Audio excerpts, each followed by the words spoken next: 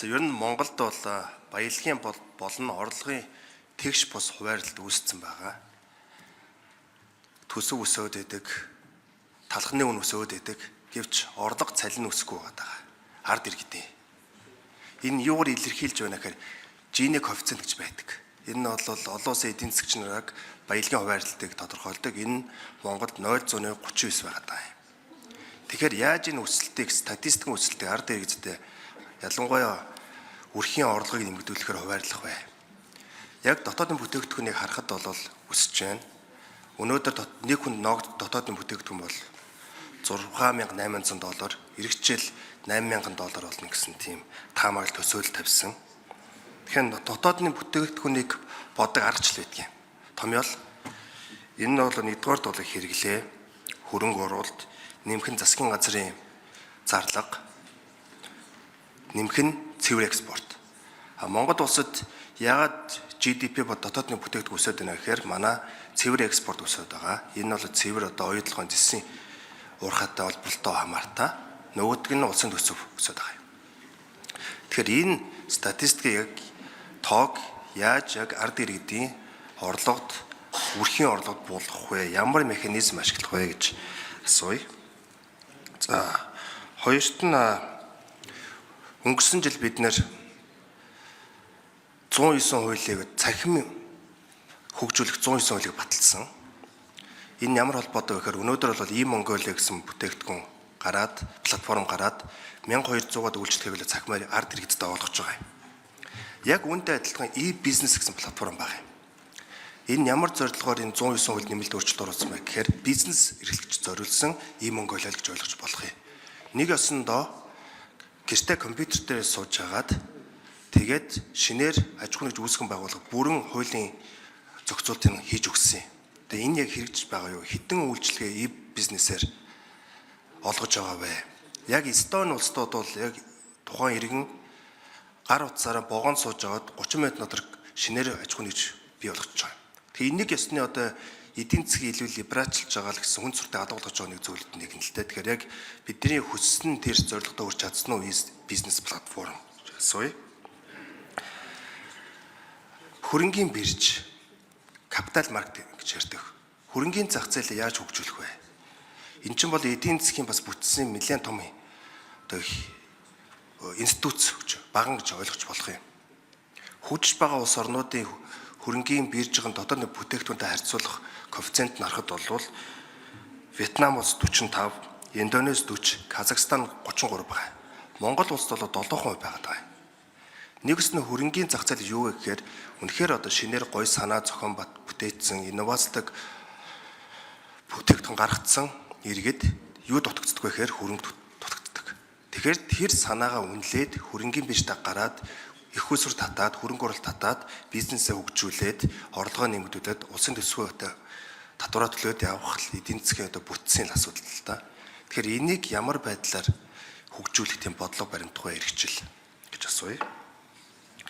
За, төлбөрийн тэнцлийн хямрал бол Монгол улсад ирчээд байгаа юм л да. Яг үүндээ. Тэгэхээр энийг хамгийн амархан аргаар яаж гарах вэ? Хамгийн түргэн гэвэл гадаадын хөрөнгө оруулалтыг татах.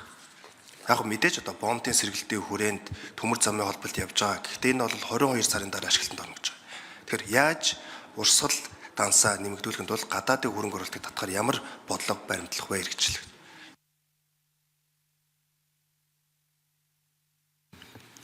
Цагаан төмөр сайд хариулт өгье. За, Бачуур гишүүний асуултанд хариулъя. Хөрөнгийн зах зээлийг хэрхэн босгож ирэх вэ гэдэг дээр сангийн яам биржийн хөгжлийн төлөвлөлтөө нэг тодорхой тайлбарлах нь зөв байх. Бачуур гишүүнтэй санал нэг байна. Санхүүгийн зах зээл босч ирэхгүй бол зөвхөн банкар яваад байхаар энэ улс чинь бол мөнгөө эргүүлж чадахгүй байна. Нэг эргээд мөнгө ингээд алга болчиход байна. Тэр мөнгө ядаж 3, 4 иргэдэг байж иж өөрөө өгөөжин сайжирдаг гэдгийг бүгдээрээ мэднэ. Валют болж хуурах хүртлээр хугацаа ордог гэдгийг бүгдээрээ мэднэ. Тэгэхээр одоо бол хадгаламжаас өөр бидэнд хэрэгсэл байхгүй байгаа гэдэг бол таны саналтай санал нэг байна. Тэгэхээр хөрөнгийн биржийн хөгжлийн төлөвлөлт, хөрөнгийн захыг босгох тухай дээр Ганбаатар хариулаарай. Цахим бизнес бол яалтчгүй одоо бидний энэ цахим хөгжил өөрөө бидний асуудлыг шийдэх хамгийн том шийдэл болж байна. Тэр бол одоо зөвхөн Монголын биш, дэлхийд даяараа.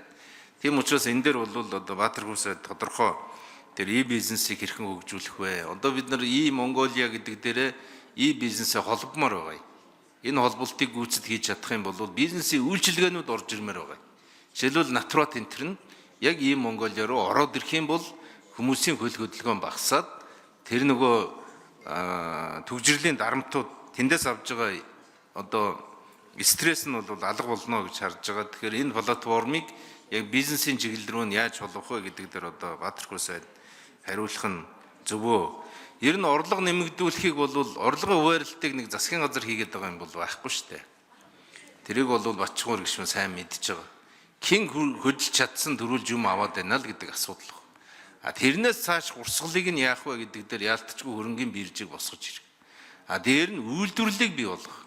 Үйлдвэрлэл бий болж иж тэрлүү хүмүүс ордог. Тэгээд инновацийн экосистемийг угсрах гэдэг ийм асуудал. Энэ болгоныг шийдэхийн тулд хамгийн түрүүлж хийх алхам бол эрчим хүч юм байна.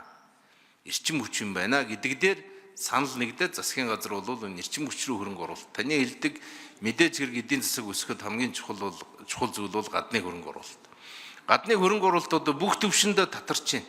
Бүр яг одоо хятад бол бүр дөнгөж 4 тэрбум долларын хөрөнгө оруулалт одоо эхний хэдэн сарын байдлаар авж шít. Энэ юу гэсэн үг вэ гэхээр хэдэн зуун тэрбумыг татдаг улс ингэж орж ирнэ гэдэг бол өөрөө хөрөнгө оруулалтын урсгал бол ингээд Трамп тарифтай холбоотойгоор алсарч байна. 90 сүүлийн хэдэн жил бол энэ алсарсан. Одоо юу руу явж ийнэ гэхээр яг ногоон эдийн засаг руу, тодорхой засгийн оролцоотой төсөл рүү, тодорхой том бүтээн байгуулалт руу гэдэг ийм хөрөнгө оруулагчид хамгийн баталгаатай тэр зүйл рүүгээ хөрөнгө тавьж. Тэгэхээр яалтчгүй засгийн газар оролцоод явах төслүүд бол төрүүлээ санхүүжүүлэх нь бол тодорхой байна.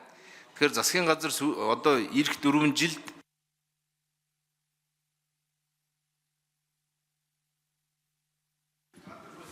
Баатар Хүрсээд нэмж хариулъя. Өөр албаны хүмүүс нэмж хариулахаар бол 4-р эндэр дээрээс хариулдаг шүү. Эндэр дээр очоор. Баатар Хүрсээд. Маш чухал асуудлыг хөндлөө. Монгол төрийн үйлчилгээний нэгдсэн цахим хуудас гарснаар одоогийн байдлаар 1264 үйлчилгээг бол тогтмол үзүүлж байна. Бизнес цонхыг тусад нь гарч аж ахуйн нэгжүүдэд бизнес дээлтэй болгох төргөн шуурхай байлгах чиглэлээр үйлчилгээний цонхыг тусад нь гаргасан. Үүнээс хойш 312 мянган аж ахуйн нэгж үйлчилгээ авсан байна. Одоогийн байдлаар 832 үйлчилгээг одоо бизнест оруулсан байна. Цаашдаа бол бизнес үйлчилгээ бол мэргэжлийн холбоо, худалдаа аж үйлдвэрийн танхим, төрөөс үзүүлж байгаа бизнес үзүүлж байгаа бүх үйлчилгээний нэгдсэн цонх байдлаар хөгжүүлэхээр одоо хөгжүүлээд явж байгаа гэдгийг хэлье. Баярлалаа. Сангийн яамны төрийн нарийн бичгийн дарга Ганбатар 3-р эндэрээс хариулт өгье.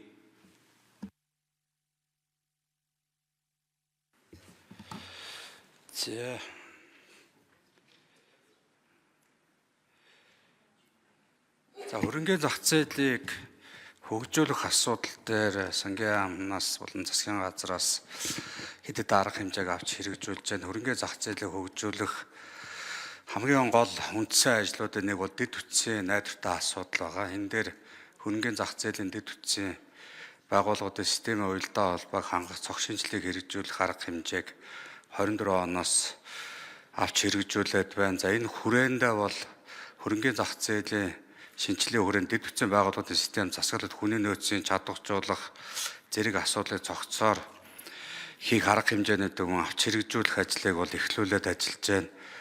Мөн түүнчлэн хөрөнгөний зах зээлийг дэмжих чиглэлээр татвар дээр нэлээд хэдэд арга хэмжээ татварын болгоод дэмжих арга хэмжээнд авч хэрэгжүүлээд энэ нүрэндээ бол Монгол улсад байрладаг татвар төлөгчийн хувьцаа үнэт цаас өрийн хэрэгсэл борлуулсан орлогод албан татвар ногдуулахад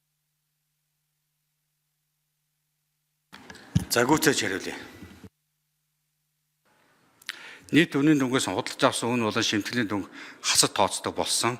Мөн хувьцаа үнэт цаас өрийн хэрэгсэл борлуулсны орлогод ногдуулах татварыг 2024-өөс 26 онд 90%, 27-оос 29 онд 50% хөнгөлдөг байхаар ингэж болгосон. 3 дахь нь нээлттэй компани хувьцааны ногдлол ашигын татварыг дотоодын 10, гадаадын 20% гэж тооцдог байсыг нийтэд нь 5% болгож бууруулсан. За мөн Монгол улсад байрладаг албан дотоод төлөгчийн гадаад дотоод үнэт цаасны анхдах зах зээлд нийт санал болгон нээлттэй арилжаалалт үнэт цаас гаргасан тохиолдолд үнэт цаас гарах үйл ажиллагаатай шууд холбогдсон гарсан зардыг 20%-аар нэмэгдүүлж албан дотор ногдох орлогоос хасад тооцдог болсон зэрэг ийм дэмжлэгүүдийг доторын бодлогоор бол дэмжсэн байгаа. За мөн хөрөнгийн биржийн нийт арилжаа 2023 онд 725 тэрбум байсан бол 2024 онд 1.4 их найзуулж 2 дахин нэмэгдсэн байгаа. Мөн сангийн яамнаас засгийн газрын хөрөнгийн За товчхон хариулъя. За болъё доо. За Батчуугар гişүү. Тодруулж суугаа. Хөрөнгийн биржийг амжилттай эдийн засгийн бүтцэлгэнд бол дид бүтцэхээс илүү одоо эрх зүйн байдал л да. 1920 онд Америк нэгдсэн улсын хөрөнгийн биржийн дотоодны бүтээгдэхүүнийхээ 100% тэмцдэг байсан. Тэгэхээр чи одоо манай Монгол улсын дид бүтц чинь мэдээж тэрнээс 100 жилийн дараа хамаагүй л илүү болсон байгаа. Гол нь эрх зүйн байдал байгаад байгаа. Сайжруулах. Settlement бол clearing хийхдээ өдөртөн хийх. За дээрээс нэмээд жижиг хувьцаа эрх ашигыг одоо хамгаалах. Мөн чөлөөтэй арилж байгаа нийт хувьцааны хамгийн багадаа 15-аас 20% болох. Өнөөдөр ч юм бол баг 97% нь нэг гэр бүлд байдаг. 3% нь хаанаага мэддэхгүй тийм компаниуд хөрөнгийн биржтэй арилжаад байгаа байхгүй юу? Байгаад байгаа, арилжахгүй байгаад байгаа. Тэгэхээр энэ бүхнийг та бүхэн бас нэлээд харж үзэж илүү боловсронгуй болох одоо анхаарч ажиллаарай гэж хэлье. Яагаад гэвэл хөрөнгийн бирж гэдэг чинь бол эдийн засгийн үндсэн суурь нь байдаг юм аа.